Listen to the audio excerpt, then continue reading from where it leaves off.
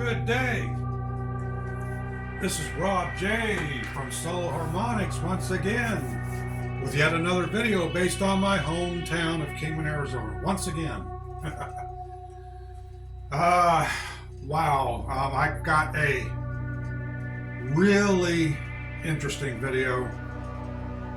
And bear with me on this one. This is going to be difficult, but I'm just going to drive on here. We're going back to school, folks. I'm 55 years old. I graduated high school in 1987. So that was quite a few years ago. Yes, it was. We're going to talk about one of the 4 high schools that I went to. Okay. I went to 4 different high schools. I went to Coconino High School in Flagstaff, Arizona, Las Vegas High School in Las Vegas, Nevada, Kingman Lee Williams High School in Kingman, Arizona, and Largo High School in Largo, Florida. I graduated from Largo High School, but I had every intention of graduating from Kingman Lee Williams High School. It didn't pan out that way. Me and my family moved, left Arizona, moved to Florida back in 1986 after my junior year for financial reasons and family reasons as well. Yes, I have moved a lot, and in my videos you'll probably notice that, gee whiz, this guy's been everywhere. Yeah, I understand that. Believe me, I have been to quite a few places. Either if I haven't been there on vacation, I've lived there. So anyway, we're going to discuss my former hometown high school. And so, Kingman Lee Williams High School used to be the original Kingman High School campus. And here's a junior varsity sized letter. And this is one of the handbooks that I was given when I first started the school back in 1984 and 85. This is the Bulldog Beat. This is the newspaper they had back then. This is April 25th of 1986. And the reason why I kept this paper is because one of my favorite teachers, you can't see his picture here, but anyway, his name was Joe Russo. And he was one of my favorite teachers. He was the current events teacher and history teacher for Kingman High School back in those days. And he was a character. He was one of my favorite teachers. And I tell you, Kingman High School is actually my favorite high school of the 4 high schools I attended. I would have to say Las Vegas probably is a strong second runner-up. But I wasn't at Las Vegas High School long enough to really get to know everybody there. I attended that school for a very short time. I think it was like 2 months or something like that. Once again, my family moved and relocated back to my hometown of Kingman, Arizona. If you noticed, yeah, it's like a pattern. We moved there, and when we moved, we left there, moved back, left, moved back. Oh my gosh, crazy. But anyway, one more thing I have here is also a bookstore paper that has the address of the school on it, 400 Grandview Avenue, Kingman, Arizona.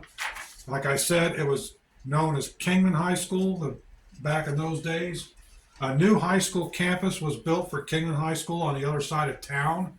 I believe it's on Banks Street in the Butler area and of Kingman, Arizona. But I attended the actual Kingman High School, the original campus, which has now been renamed Lee Williams High School, with a new mascot called the Volunteers, and also the colors have changed from blue and gold to red and black. So we're going to get into the significance of all that here in just a little bit. All right, so Kingman / Lee Williams High School. What is so significant about this high school? Well, as you can see here, it was just recently featured on the TV show Ghost Adventures starring Zach Bagans. And the title of the episode is Lost Souls of Kingman. So if you maybe you've seen it, maybe not. If you haven't seen it, I encourage everybody to check that out.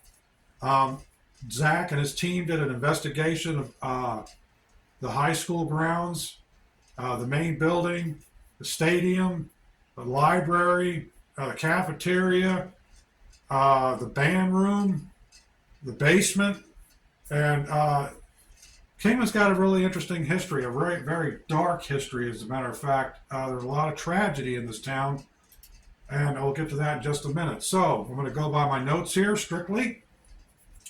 This is the paranormal phenomena topic video that I've been trying to work on for the longest time, featuring my former high school of Kingman / Lee Williams High School. And we're going to discuss Kingman's dark tragic history. This is obviously featuring my hometown high school that I attended back in 1984 through 1986. Kingman High School actually was once Mojave Union High School as well. It was actually another building that burnt down in 1973, sometime around the same time as that Doxall disaster.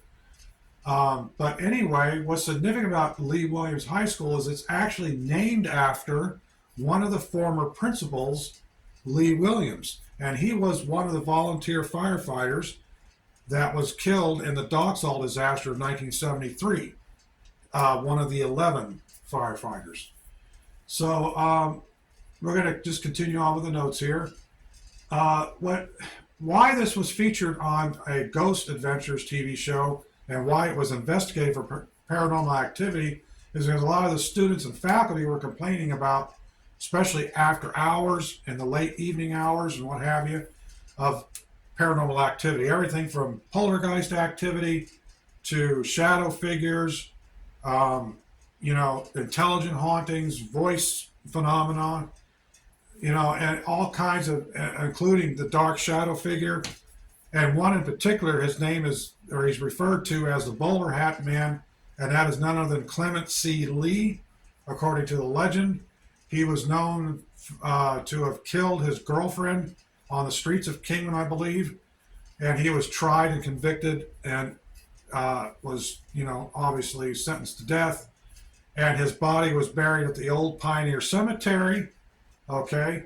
And also there was a lynching that took place, I think it was in the 1800s, late 1800s, early 1900s, around the same time period as Clement C. Lee. But there was a black man that supposedly raped a white woman, according to the legend, and he was convicted and put to death in Kingman, Arizona, Mojave County, and he was hung on an oak tree somewhere near downtown. I remember my parents talking about this story quite often. It's crazy. Like I said, Kingman has a dark, tragic past. The interesting thing about that cemetery is it sits underneath this high school. When Kingman High School was built, the new building, main buildings you see here, and this is actually a high school yearbook from 1984 through 85. It has a picture of that same building right here when it was Kingman High School. So part of this school is built right over that cemetery, mainly the athletic field and the parking lot where the buses come in. And when over the years, as they built this school, added on to it, remodeled it, and what have you, the grave sites were disturbed. The cemetery was actually moved to another cemetery back in the early 1900s. I think the Pioneer Cemetery served from 1900 to 1917. And then at least most of the graves were removed and relocated. However, there were some graves left behind. And some of these graves were that sinister character named Clement C. Lee, the bowler hat man, his girlfriend, and several other Wallapai tribal peoples as well. Some of their graves were left behind. And the students were actually finding bones around that area, and they were bringing them into the school. So in the library, there is a coffin-shaped structure, okay, that has all of the history of that cemetery and probably some of Kingman's history as well. And there's a bowl in there that has some of these bones in it. I'm a studier. I'm a person who studies mythology, culture, religions, ancient religions. I can't tell you how significant that is, because bones, especially with tribal peoples, is a very significant spiritual thing. If you remember the Highland video that I did on Nordic folklore, this is a band that tours around the world and does amplified history. They dress up like period Viking clothing, and pre-Viking era, and they do a lot of ceremonial type of performances, and they actually play human bones. Well, that's very significant in tribal culture as a spiritual uh, connection. And so when you have the desecration of graves, and when you have the disrespect, and I'm sorry to say, this is my hometown high school, but there's been some disrespect for the dead that's there, and this is why the hauntings are probably going on there, as with anywhere else. Um, you know, that was a primary practice back in those days, that they would remove old cemeteries and build, you know, in the name of progress, build new buildings over these cemeteries. In my area, in the area that I live in right now in the South, same thing. There's a lot of that around here too. It's unbelievable. Matter of fact, there's a building that right down the street from where I live that was actually, it's one of those employer buildings. They do like temporary employment and what have you. It's this building is actually the same thing, having issues of paranormal activity. There was an apartment complex in another town, same thing. It's not just in Kingman, but to see, the interesting thing is that I accidentally stumbled across that episode by Zach with the Ghost Adventures, you know, starring Zach Bagans. I'm an avid watcher of paranormal shows. Some of my favorite paranormal shows are The Dead Files, Ghost Hunters with Jason Hawes, The Kindred Spirits. There's one out of Great Britain called Most Haunted. I used to watch that show quite a bit. I studied paranormal phenomena myself as a hobby. It's an interesting subject matter. Now, it's controversial as well. A lot of people just don't believe ghosts exist, or some people say, you know, and a lot of things are debunked. You know, it could always be pipes creaking, or it could be air flowing through pipes, or it could be, you know, just something, you know, was sitting on the edge of a shelf and falls, not necessarily paranormal. But, you know, it just depends, you know, and I'm one of those open-minded people that believe that anything is possible and everything is possible. So anyway, moving on the list here. Now, one of my favorite classes in this school was a literature class. The teacher back then was Mr. Mallory, and I studied some of the dark greats of poetry, including Edgar Allan Poe, Nathaniel Hawthorne, and various others. And some of those stories I remember, obviously The Pit and the Pendulum, The Bells, The Raven, Nathaniel Hawthorne's Ambitious Guest, and The House of Green Gables. Those are some of my favorite darker poetry type of stories and literature, including the Sherlock Holmes, especially Sherlock Holmes, The Hound of the Baskervilles. That's one of my favorite stories. All that supernatural and mystery, and I just love that stuff. Well, I went to that school. I should, right? Okay. So, Kingman, does it have a curse? You know, it certainly has a dark, tragic past, as I mentioned before. You know, like I said, everywhere, I think, has its curses and blessings, but Kingman has a particular interesting dark history. Some of the spirits that are in the school, the bowler hat man, Clement C. Lee, the dark entity they see in the hallways primarily. Roger Hubka, one of the 11 firefighters that perished in the Doxhall disaster. His voice came up on their equipment for when the ghost hunting team did the investigation. And also the number 11 came up, which is really interesting. There's a child spirit there that people are experiencing. And the number 11, like I said, showed up on their equipment. And there's also a cutout of the number 11 from the actual propane tank that exploded in the Doxhall disaster. If you're familiar with my channel, you may recall the Doxhall disaster of 1973 video that I did. I lived right across from Doxhall back in 1974 through 76, I believe it was. A particular property I lived there on, the family resided on. If I went out in my backyard, I actually could see the two Doxhall tanks, big propane tanks from the house. And, you know, that's a significant time and a significant memory for me. Now, spirits. Now, obviously, the high schools, you know, during the days packed with students. And when I attended that high school, same thing. I didn't particularly experience anything there that I can remember. Obviously, I was there most of the time during the day at that school. So I wasn't there after hours like a lot of students and faculties that are there, after hours detention or, I was a good boy back then. I didn't get any trouble in this school. I didn't even see the principal. I don't even remember who the principal was back then. But anyway, I was only there about a year and a half, so I didn't have time to get in trouble, really. And I attended several home football games there at Lee Williams Field. And um, on this handbook here, on the back of the handbook is actually Lee Williams Field right here. And this is the Pioneer Cemetery, which is right here. And this is where the buses come in. And that's the main building right here. So that is where the cemetery is primarily. So anyway, the primary time for hauntings can be any time during the day, but the primary time is between the hours of midnight and 3 a.m. They call it the bewitching time or bewitching hour. And that's very significant because that's when a lot of hauntings happen. Have I ever had any paranormal experiences? Yes, I have. Not here particularly, but yes, I have had paranormal experiences in my lifetime. They're a personal story that I don't really want to share with anybody unless it's family or something like that. But yes, that's why I study mythology, paranormal phenomena, because I've actually experienced it.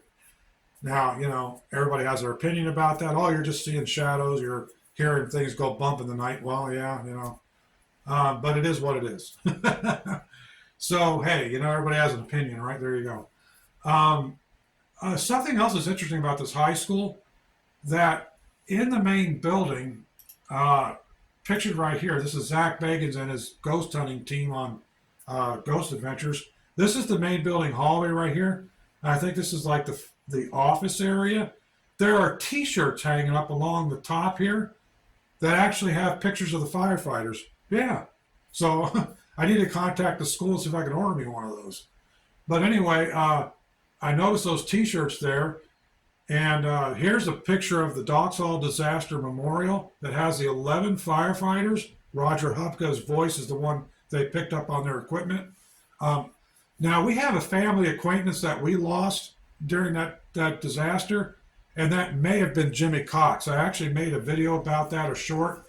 My mother had a beautician who was related to Jimmy Cox, I believe. He was the bread man that was delivering bread that day of the Doxhall disaster.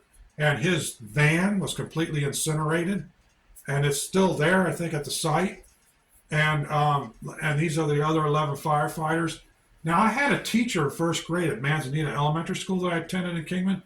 Her last name was Henry, and I think she may have been related to this Frank Butch Henry, although I'm not too sure. This was a long time ago. Like I said, I'm picking up all this from a distant memory. But yes, and Lee Williams right here. He was a former principal of Kingman High School in 1973. He attended Kingman High School in the early 60s, I believe. He was a former student, maybe earlier than that. But anyway, Lee Williams, former principal, he was one of the firefighters that was killed in the Doxhall disaster as well. So that's the significance there. And let me get this down. Okay, bring my notes back up. It's very subtle watching this episode, having walked those same halls myself and grounds many years ago. The musician and music band that we're going to feature in this video is none other than the Fix. Now, I've done a video in the past about the Fix. Actually, it's my OBX Oberheim synthesizer videos that I have. One of my videos titled The OBX via the Casio CTX keyboard. I featured the Fix. The music by the Fix. I did the very intro part of Stand or Fall. But in this video, we're going to discuss the keyboard player from the Fix named Rupert Greenall. Rupert Greenall was actually, is still the keyboard player for the Fix. He has a very haunting way of playing his keyboards. Now, this album that you see here, Phantoms, was released in 1984. It was an album that I listened to frequently while I attended this high school. Yes, it was. It's an album about phantom experience, paranormal experience, based on how you feel. Cy Kernan and the band wrote the lyrics to a lot of those songs, including Phantoms itself. the title track.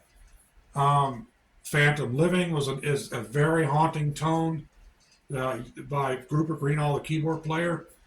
And I'm telling you, now here's another significant thing about Rupert Greenall. I actually met Rupert Greenall once, and also Cy Kernan, the lead singer, and Jamie West Oram, the guitar player. I have a signed DVD copy of one of their live shows back in 2010 that's signed by those three members, including Rupert Greenall. And we talked about keyboards for a few minutes, particularly the PPG synthesizer, PPG Wave. So, Rupert Greenall, that's the featured artist in the in today's video. And so at the beginning, you heard a track titled Nightmares. That was done in the style of Rupert Greenall, so that was my music I did on the OBX software synth. Now, some of my favorite movies related to this topic, I will tell you in just a minute as soon as I get those movies. And let me put this on pause. All right, coming back again. All right, now some of my favorite movies based on paranormal activity are Steven Spielberg's Poltergeist. I could watch this movie and that tree coming through the window in that kid's room still creeps me out. But anyway, Poltergeist, one of my favorite movies. The Skeleton Key, starring Kate Hudson. It's basically a movie about an old Louisiana mansion that where this old man is sick, and supposedly some kind of ritual took place in this mansion. And also it mentions a lynching and a hanging, just like we mentioned at the beginning of this video, where these people that were that owned the plantation property were having a wild party, and they caught these people participating in this old like hoodoo type of ritual up in the attic. And they lynched them, and they drug them downstairs, and they hung them in a tree out in the front yard, like an oak tree. I'm not sure if it was oak, it could have been something else. But anyway, if this is a significant movie to watch if you're interested in paranormal and mystery and, you know, the occult and stuff like that. Very good movie, The Skeleton Key. And yeah, these people lynched this couple that were participating in this ritual and having a wild party. These were people that were supposed to be godly, religious people, but they were participating in fornication, drunkenness, and they just went wild. They went crazy when they lynched those people. It's really a disturbing scene, but I'm telling you, it's intense, really intense. It just goes to show you what evil is. Literally, that movie, it just shows you what evil is and can do. And it also displays how evil sometimes masquerades as godly, and quite often does. Another one of my favorite TV shows was Jennifer Love Hewitt's Ghost Whisperer, and I got pretty much all the seasons. She was the one who had a spiritual connection to the town of Grandview, and she was able to see ghosts and help people and help spirits cross over. Also, it's a love story, and there was a very dark, sinister spirit that was pursuing her. Yeah, interesting how this dark, sinister spirit, the bowler hat man, seems to be. I gotta be honest with you. After studying this particular situation, I'm like, whoa, they got a significant haunting going on here. Because you have dark spirits, you have child spirit, you have all these other spirits there. I'm not surprised, or I wouldn't be surprised if this dark, sinister spirit's getting stronger in this school, and something needs to be done about this guy, this bowler hat man, because we're talking about Native American burial here. We're talking about significant paranormal activity. And that's why Zach and his team did that investigation. So I would recommend personally, that this whole area where the school is and that downtown area have a town blessing, but it has to be done right and it has to be done properly. And there are plenty of experts out there that can do that if they haven't already done it. But anyway, I'm an avid believer in the paranormal. So there's no doubt in my mind that there's probably something going on there. Now, here's something else. as we're getting ready to close this video, um,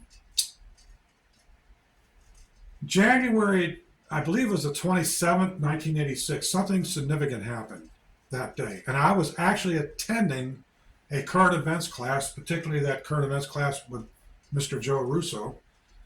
Something significant happened that day. The Space Shuttle Challenger disaster happened that day. I believe it was the 26th or 27th.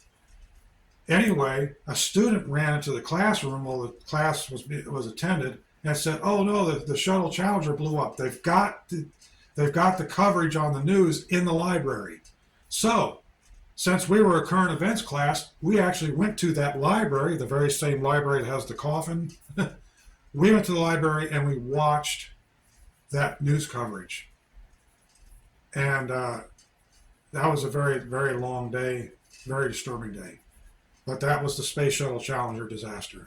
I was at that school that day. Well, this high school has got a family tradition behind it on my behalf. Some family members actually attended this high school besides myself. One of those family members was my father. He actually attended the original Mojave Union High School. And also, I have two half-sisters on my dad's side of the family that attended Kingman High School in the 1970s. Actually, it was the mid-1970s. So, good old family tradition there.